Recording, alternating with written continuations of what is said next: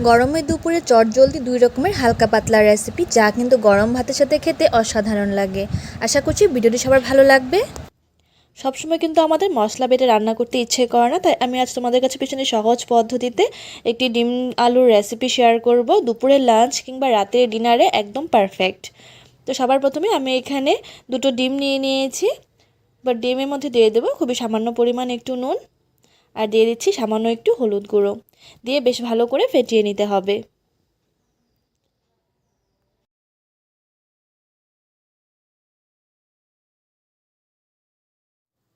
ডিমটাকে ভালো করে ফেটিয়ে নিয়েছি। এবার অন্যদিকে একটি প্যান বসিয়ে দিলাম, দিয়ে দেবো খুবই সামান্য একটু তেল।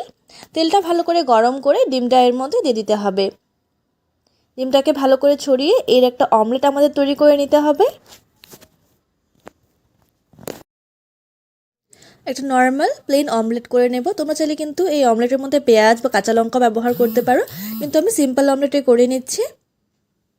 অমলেট করতে খুব বেশি একটা সময় লাগে না, 2 থেকে 3 মিনিটের মধ্যে খুব সুন্দরভাবে কিন্তু অমলেটটা তৈরি হয়ে গেছে, দেখতেই পাচ্ছ। এবার এটাকে ফোল্ড করে নিলাম।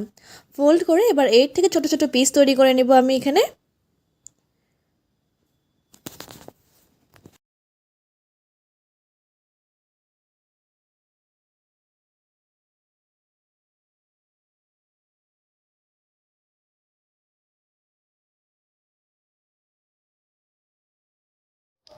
অমলেটের পিসগুলো এভাবে কেটে নেবার পর অমলেটগুলোকে অন্য একটি পাত্রে তুলে নেব।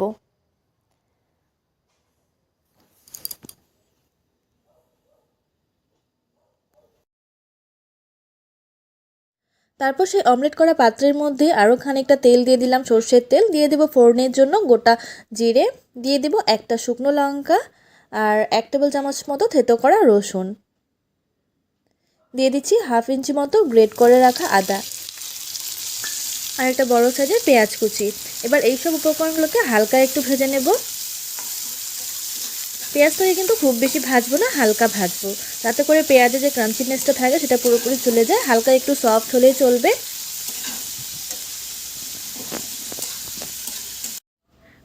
প্রায় 2 মিনিট মতো পেঁয়াজ আর রসুনটাকে হালকা ভেজে নিয়েছি। পেঁয়াজ আর রসুনের কাঁচা গন্ধটা পুরোপুরি চলে গেছে। এবার এই পর্যায়ে এর মধ্যে দিয়ে দিচ্ছি কেটে রাখা আলুগুলোকে কিন্তু আমি এভাবে লম্বা লম্বা পাতলা পাতলা করে কেটেছি। দিয়ে দেব একটা মাঝারি মাপের টমেটো কুচি, দিয়ে দিচ্ছি কয়েক কোয়া গোটা রসুন, আর 3 থেকে 4টা চেরা কাঁচা লঙ্কা।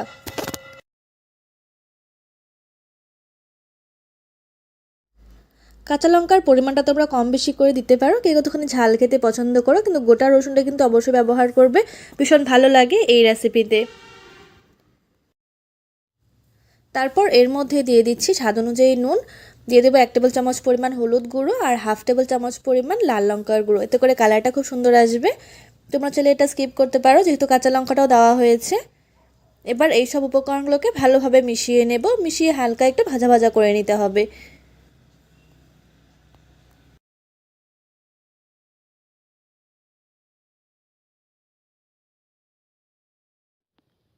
আলু আর টমেটো একসাথে ভালো করে ভাজা ভাজা করার সময় অবশ্যই এর মধ্যে দিয়ে দেবো 2টো গোটা রসুন।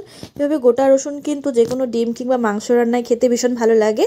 তোমরা চাইলে স্কিপ করতে পারো যদি ভালো না লাগে। এবারে রসুনটাকেও কিন্তু একসাথে হালকা এই আলুর সাথে ভেজে নিতে হবে। আলুটা যখন হালকা ভাজা ভাজা হয়ে যাবে, তখন এর মধ্যে দিয়ে দিচ্ছি 1 টেবিল চামচ পরিমাণ মতো ভাজা মশলা। এই ভাজা মশলার মধ্যে কিন্তু জিরে ধনে একসাথে হালকা ভেজে গুঁড়ো করে নেওয়া হয়েছিল। ভাজা মশলাটা দিয়ে কিন্তু খুব বেশি ভাজবো না, যেহেতু আগে থেকে ভাজা রয়েছে মশলাটা। জাস্ট 1 মিনিট মতো একটু নাড়াচাড়া করে সাথে সাথে এর মধ্যে দিয়ে দেবো পরিমাণ মতো জল। খুব বেশি একটা জল দেবো না, কারণ এই রেসিপিটা কিন্তু মাখো মাখো খেতেই ভালো লাগে।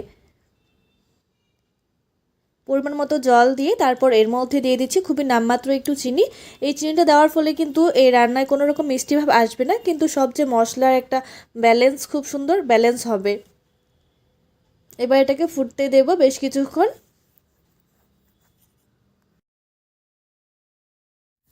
ঝোলটা দিয়ে অবশ্যই ভেজে রাখা অমলেটের টুকরোগুলো এর মধ্যে দিয়ে দিতে হবে।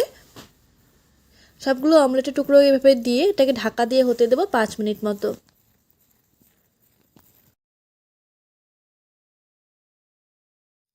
5 মিনিট পর ঢাকা খুলে দেখে নেব। ঝোলটা কিন্তু অনেকটাই শুকিয়ে গেছে, তোমরা দেখতেই পারছো।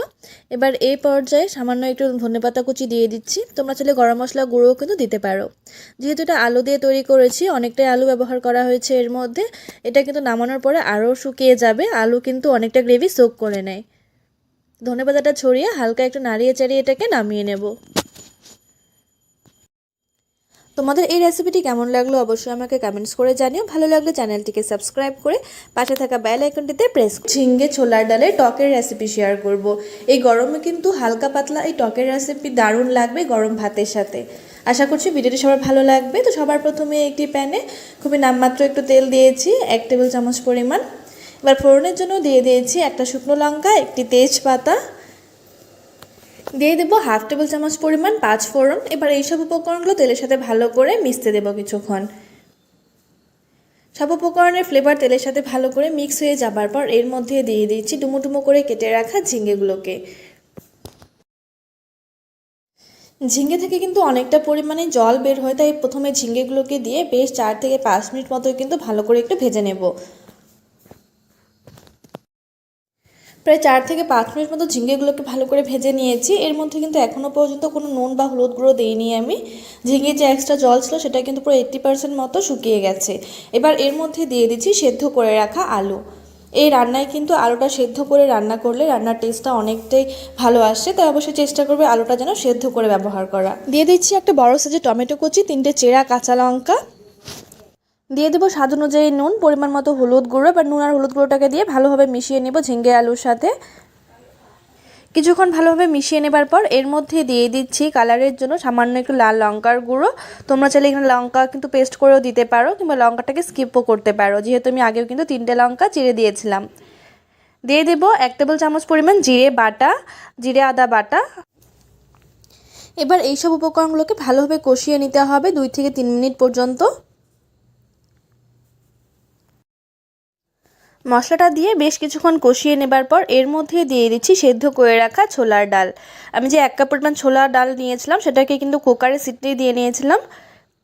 ডালটা কিন্তু গলেও যায়নি এবং কাঁচাও থেকে যায়নি, এভাবেই কিন্তু ডালটাকে সেদ্ধ করে নিতে হবে যেন দানা দানা থেকে যায়।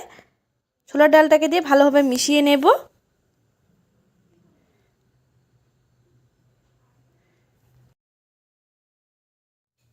তারপর এর মধ্যে টকের জন্য দিয়ে দেব তেঁতুলের পাল্প। আমি কিছুটা তেঁতুল ভালো করে জলে গুলিয়ে নিয়েছিলাম। এবার তেঁতুলের বিচিটাকে ফেলে দিয়ে তেঁতুলগুলা জলটা দিয়ে দেবো এর মধ্যে। তেঁতুলটা কিন্তু অনেকটা পরিমাণে টক ছিল, তাই অল্প পরিমাণে তেঁতুল নিয়েছি আমি। তোমরা চাইলে কিন্তু এখানে তেঁতুলের পরিবর্তে আমশিও ব্যবহার করতে পারো। ভীষণ ভালো লাগে এই রেসিপিটা খেতে, অবশ্যই ট্রাই করে দেখো।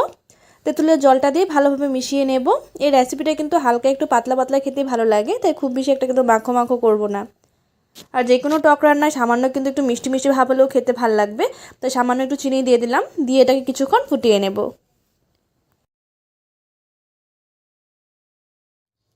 ঝোলটা যখন এমন ফুটে আসবে তখন কিন্তু তোমরা সামান্য একটু ভাজা জিরে গুঁড়ো দিয়ে এটাকে নামিয়ে নিতে পারো। এটা একটু পাতলা অবস্থায় আমি নামিয়ে নিয়েছি, কারণ যেহেতু ডাল রয়েছে এটা কিন্তু পরে আর একটু শুকনো শুকনো। ভিডিওটি শেষ পর্যন্ত দেখার জন্য অনেক অনেক ধন্যবাদ। অবশ্যই এভাবে ট্রাই করে দেখো বাড়িতে একদিন।